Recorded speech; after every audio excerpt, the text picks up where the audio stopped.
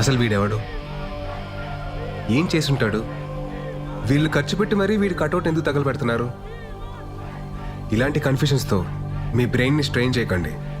ఇదంతా తెలియాలంటే మీరు నా కథలోకి రావాలి. రండి.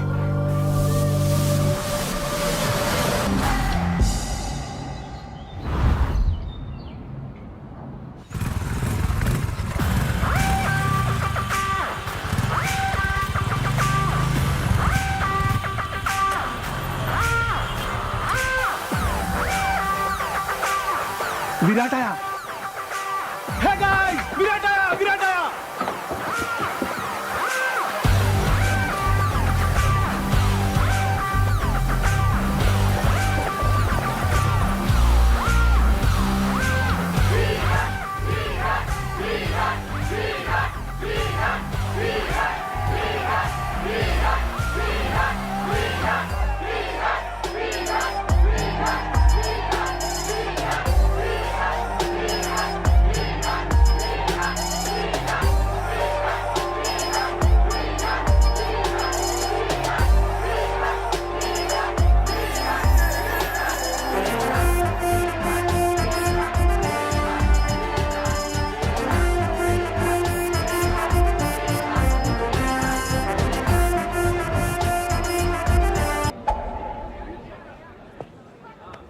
కోపం ఇష్టం, విచారం సంతోషం, ఆనందం బాధ, ఇవన్నీ కాలంతో పాటు కారణాలతో పాటు మారిపోయే ఫీలింగ్స్.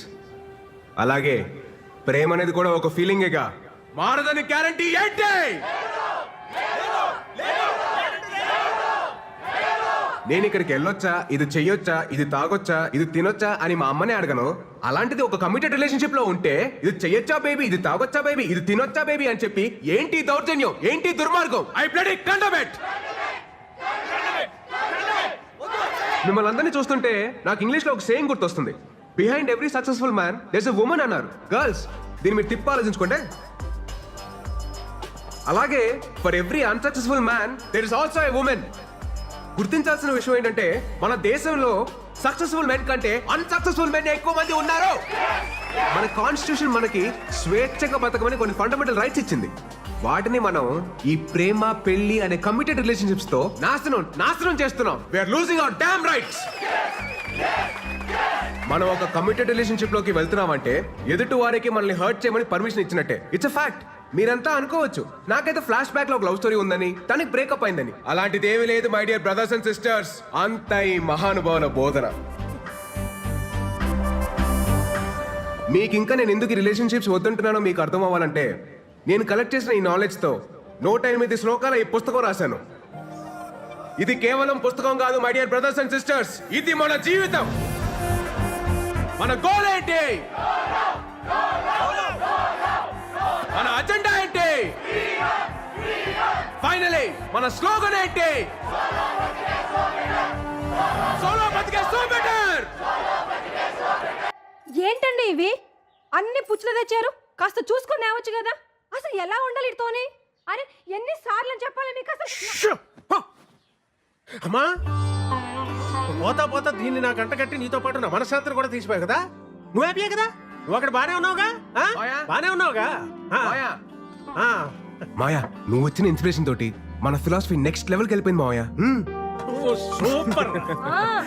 ఇంటికేం కావాలో చూసుకోవడం చేత కదా గానీ ఇలాంటివన్నీ ఇంట్లోనే ఉందా? బయటికి వెళ్ళదా? ఏరా నీకన్నా బుద్ధి ఉండాల్సిన పని లేదా?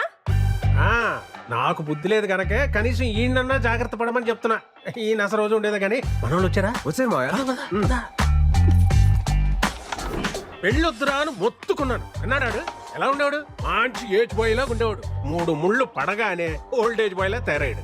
మామయ్య రాజేష్ రాజేష్ రాజేష్ రాజేష్ గారు. గారు ఉల్లే ఉండేవాడు రా పాపం.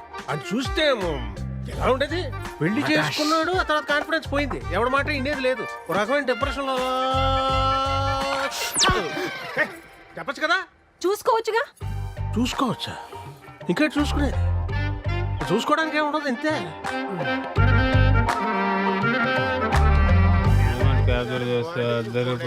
ఇక్కడ పీజీ తీరాం సగం పైగా అవుట్ పోగలు 7 తీసి ఫోటోలు అది ఇది వల్లే కదా నాకు పాస్పోర్ట్ రాకపోతే పొద్దునే లేకపోయాక ఈరోజు తాగను భయ చెప్పండి.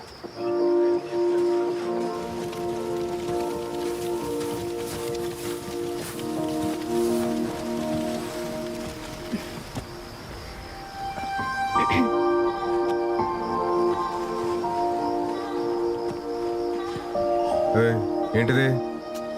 ప్లీజ్ ప్లీజ్ ఇయర్లో ఒక్కసారే కదా ప్లీజ్. సరే కానీ హ్యాపీ బర్త్డే విరాట్.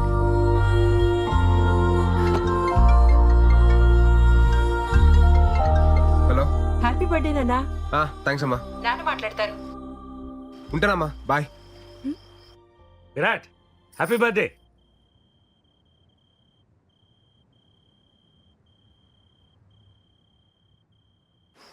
అదేంటి విష్ చేస్తుంటే వినకుండా కట్ చేసావు? అకార్డింగ్ టు శ్లోక నెంబర్ 36 మన ఫ్యామిలీ ఎమోషన్స్ ని ఎప్పుడు లిమిట్ లో ఉంచాలి. లేదనుకో ఆలకలక లైఫ్ లో కింద పడిపోతాం. భలే గడిచే కదా ఈ 4 years. గడిచినవి అన్ని బాగానే అనిపిస్తాయి. రేపు ఫేర్వెల్కి వస్తున్నావు కదా. పక్కా. Thanks to my fellow students and the faculty.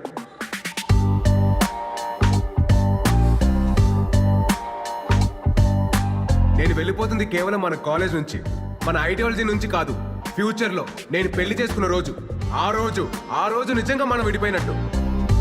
Solo బతికే యా దట్స్ గుడ్. నెక్స్ట్ ఏంటి భయ్యా? తెలుసుకుని ఎట్ చేస్తారా? ఏం చేస్తాను? మీ పరిస్థితి ఏంటి భయ్యా? ధర్మరాజు అడుగుకి వెళ్తే మిగతా పాండవులు ఆశలు వెళ్తారంట్రా. మేము ఆడుతుంటే విరాట్ నీతో కొంచెం మాట్లాడాలి. చెప్పు. లేదు కొంచెం పర్సనల్గా మాట్లాడాలి. ట్రాక్ చేయకు, మ్యాటర్ ఏంటో చెప్పు. మళ్ళీ ఇటు నుండి పార్టీకి వెళ్ళాలి. అది ఐ లవ్ యూ. నీకు చిప్పు స్లిప్ అయిందా?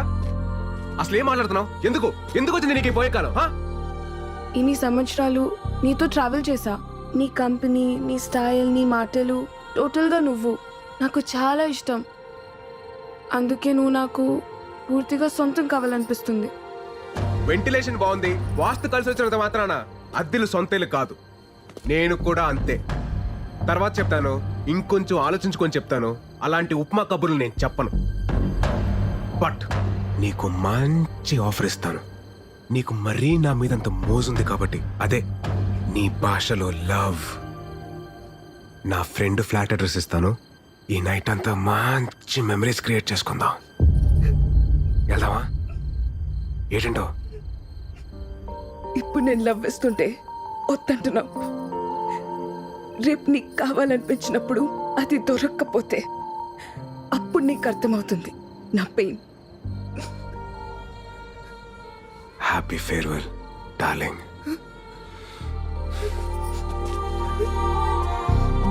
అరే బావా, అది మిస్ వైజాగ్. మన కాలేజీలోనే సాలిడ్గా 10 అప్లికేషన్స్ ఉన్నాయి. ఆ అమ్మాయి అంత క్యూట్గా ప్రపోజ్ చేసినా నువ్వు కాదన్నావంటే రే, ఆ, దేవుడు అప్పుడప్పుడు మనం నమ్మిన ఫిలాసఫీకి కట్టుబడి ఉన్నావా లేదని చెక్ చేయడం కోసం ఇలాంటి బంపర్ ఆఫర్లు ఇస్తూ ఉంటాడు. పద, లెట్స్ సెలబ్రేట్. ఆ కెమెరా హైదరాబాద్కి మాత్రం దాకు.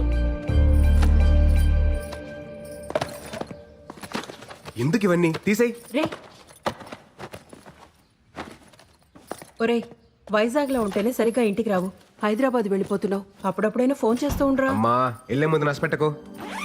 రా స్టేషన్ దాకా డ్రాప్ చేయనా? అక్కర్లేదండి, ఫ్రెండ్స్ వస్తున్నారు. డబ్బులు ఏమన్నా కావాలంటే చెప్పు. అవసరం లేదండి, నాకు ఈవెంట్ మేనేజ్మెంట్ కంపెనీలో జాబ్ వచ్చింది. నాకు చెప్పలేదు. మరి చెప్పలేదేంట్రా? ఇందులో చెప్పడానికి ఏముందండి? సరే అయితే అక్కడికి వెళ్ళైనా ఈ సోలో యూనియన్ అమ్మా, నాకు టైం అవుతుంది. నేను వేణుమాని కలిసి బయలుదేరుతాను. బాయ్. బాయ్ రా. రే మురళి బయలుదేరారా మీరు